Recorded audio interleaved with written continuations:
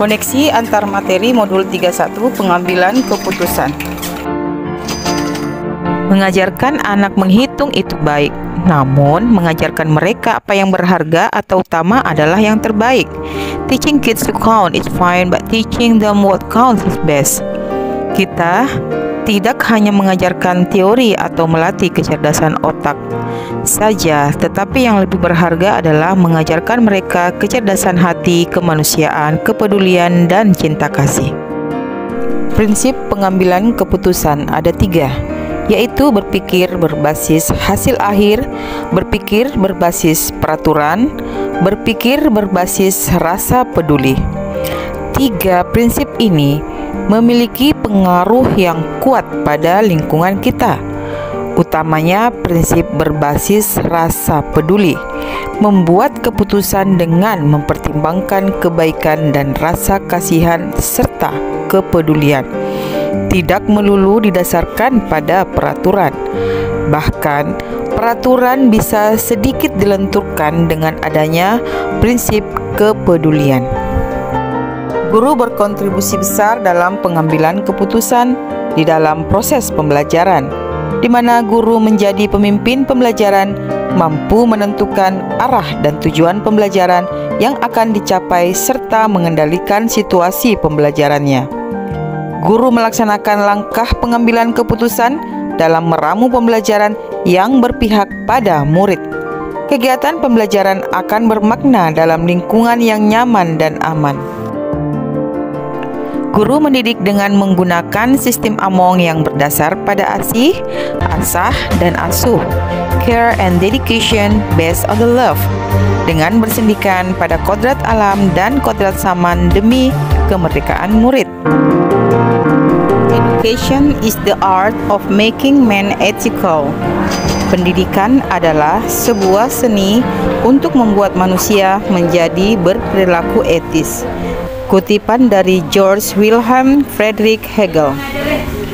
Maksud dari kutipan ini adalah pendidikan adalah sebuah usaha yang disengaja yang diperuntukkan dalam upaya untuk mengantarkan peserta didik mencapai kebahagiaan dan keselamatan dengan mewujudkan suasana belajar dan proses pembelajaran agar peserta didik secara aktif mengembangkan potensi dirinya melalui kekuatan spiritual keagamaan, pengendalian diri, kepribadian, kecerdasan, akhlak mulia, serta keterampilan yang dibutuhkan murid. Bagaimana filosofi Ki Hajar Dewantara dengan Pratap Triloka memiliki kaitan dengan penerapan pengambilan keputusan sebagai seorang pemimpin? Dengan Pratap Triloka, guru selalu mengedepankan kebutuhan murid dalam mempertimbangkan setiap keputusan terhadap kasus yang terjadi dalam kelas dan luar kelas. Guru memberikan contoh harus bersikap adil kepada semua orang, namun tetap peduli dan belas kasih pada permasalahan yang dihadapi. Mendorong murid untuk tetap teguh memegang teguh nilai-nilai kebajikan agar tidak salah memilih keputusan dalam kasus bujukan moral dan memberi keputusan terbaik dalam kasus dilema etika. Bagaimanakah nilai-nilai yang tertanam dalam diri kita berpengaruh kepada prinsip-prinsip yang kita ambil dalam pengambilan suatu keputusan? Nilai-nilai yang tertanam dalam diri kita berpengaruh kepada prinsip-prinsip yang kita gunakan dalam pengambilan keputusan saat dibutuhkan. Nilai-nilai kebajikan universal yang sudah ditanamkan oleh orang tua, guru kita dahulu seperti rasa kepedulian, empati, pengendalian emosi, rasa hormat, kebaikan, belas kasih, toleransi, dan keadilan. Nilai-nilai itu akan membantu kita mengenali apa yang akan kita perkuat di dalam permasalahan atau kasus dan yang mana yang lebih bermanfaat untuk orang banyak saat itu atau jangka panjang atau masa depan. Bagaimana materi pengambilan keputusan berkaitan dengan kegiatan coaching atau bimbingan yang diberikan pendamping atau fasilitator dalam proses pembelajaran kita? terutama dalam pengujian pengambilan keputusan yang telah kita ambil. Apakah pengambilan keputusan tersebut telah efektif? Masihkah ada pertanyaan-pertanyaan dalam diri kita atas pengambilan keputusan tersebut? Kegiatan pada modul 3.1 materi pengambilan keputusan berkaitan erat dengan kegiatan coaching pada modul sebelumnya, di mana coaching bisa menuntun seseorang menemukan solusi atas permasalahannya dengan pertanyaan pemantik, mendengarkan orang lain dengan kehadiran penuh, dan menjauhkan dari pemberian label atau judge. Dengan banyak mendengarkan dan menjadi coach bagi murid ataupun rekan sejawat, kita dapat menerapkan paradigma, prinsip, dan langkah-langkah dalam pengambilan dan pengujian suatu keputusan. Segala keputusan diserahkan pada coachee, asalkan memiliki nilai kebajikan, berpihak pada murid, dan bisa dipertanggungjawabkan. Bagaimana kemampuan guru dalam mengelola dan menyadari aspek sosial emosionalnya akan berpengaruh terhadap pengambilan suatu keputusan, khususnya masalah dilema etika. Kematangan aspek sosial emosional sangat berpengaruh di mana kita menemui suatu kasus, khususnya sebuah dilema etika. Dengan kesadaran penuh bisa mengenali nilai kebaikan di masing-masing pihak. Dengan keterampilan berelasi yaitu rasa empati bisa menghadirkan opsi-opsi trilema. Opsi trilema atau ide kreatif bisa mendatangkan kebaikan pada keputusan yang diambil. Walau masih ada kritik, namun tetap bisa lebih banyak manfaat dan bisa dipertanggungjawabkan. Bagaimana pembahasan studi kasus yang fokus pada masalah moral atau etika kembali kepada nilai-nilai yang dianut seorang pendidik? Kasus dianalisis terlebih dahulu dengan mempertimbangkan nilai-nilai yang diketahui sehingga dapat ditentukan itu kasus rujukan moral atau dilema etika. Dilema etika merupakan situasi di mana kita dihadapkan pada hal benar lawan benar, namun saling bertentangan. Sedangkan bujukan moral adalah situasi di mana kita dihadapkan dengan dua hal yang benar melawan salah. Seorang pendidik yang telah tertanam nilai-nilai kebajikan universal di dalam dirinya akan mengambil keputusan yang mengedepankan kepentingan murid untuk masa depan murid. Bagaimana pengambilan keputusan yang tepat tentunya berdampak pada terciptanya lingkungan yang positif, kondusif, aman, dan nyaman. Apabila pengambilan keputusan sudah tepat, tentunya akan berdampak pada lingkungan yang kondusif, aman, dan nyaman. Karena keputusan yang tepat sudah dipertimbangkan baik buruk serta risikonya. Keputusan tidak dapat mengakomodir seluruh pendapat orang, namun sudah mengakomodasi sebagian besar sehingga tercipta suasana yang kondusif. Apakah tantangan-tantangan di lingkungan Anda untuk dapat menjalankan pengambilan keputusan terhadap kasus-kasus dilema etika? Adakah kaitannya dengan perubahan paradigma di lingkungan Anda?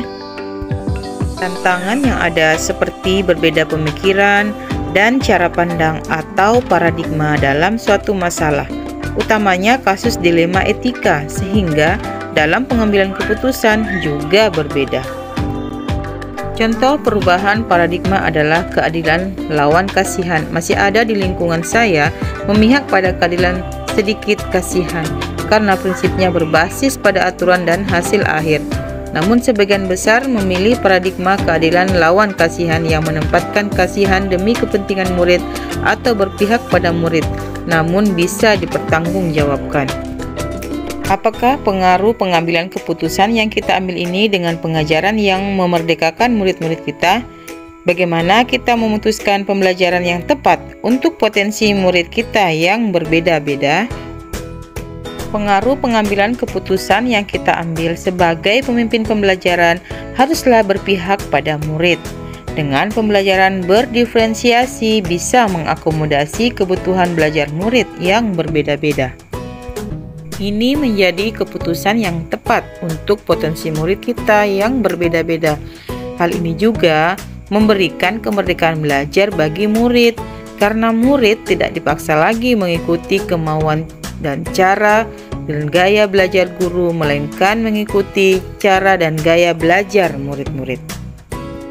Sehingga memberikan kesempatan pada murid supaya mereka belajar alami, natural, dan efisien, serta bermakna dan menyenangkan.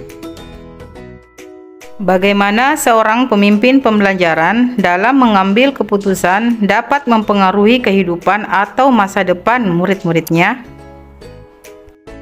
Sebagai seorang pemimpin pembelajaran dalam mengambil keputusan harus hati-hati dan benar-benar dipikirkan matang-matang sesuai dengan 4 paradigma, 3 prinsip, dan 9 langkah pengambilan dan pengujian. Jika kita salah dalam mengambil keputusan, maka bisa jadi merampas masa depan murid. Murid bisa saja kehilangan masa depannya. Dan ini sudah banyak terjadi di lingkungan sekolah saya. Ada beberapa murid yang kehilangan masa depannya akibat putus sekolah, dikarenakan dikeluarkan dari sekolah akibat pengambilan keputusan yang salah dalam kasus dilema etika. Apakah kesimpulan akhir yang dapat Anda tarik dari pembelajaran modul materi ini dan keterkaitannya dengan modul-modul sebelumnya? Kita harus berpedoman pada filosofi KHD, di mana guru menjadi teladan, fasilitator, motivator untuk murid kita.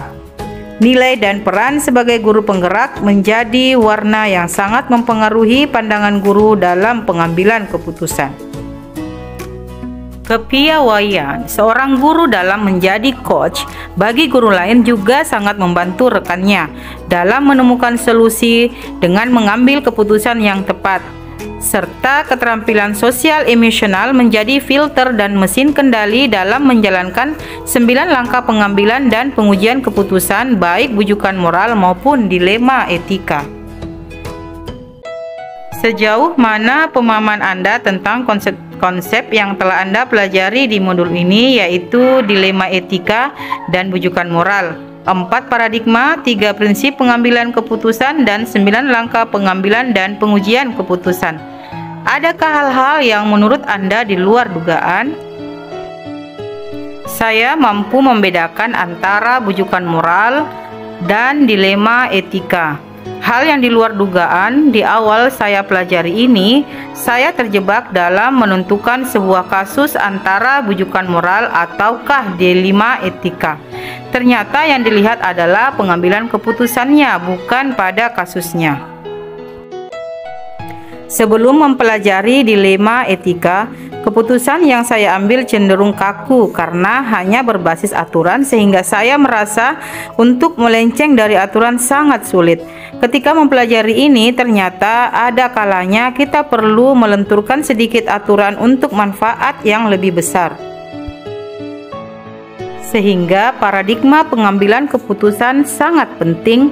Begitu pula 9 langkah pengambilan keputusan juga penting agar mengambil keputusan betul-betul ditimbang dengan hati-hati, lalu memutuskan serta menguji kembali keputusan yang kita ambil.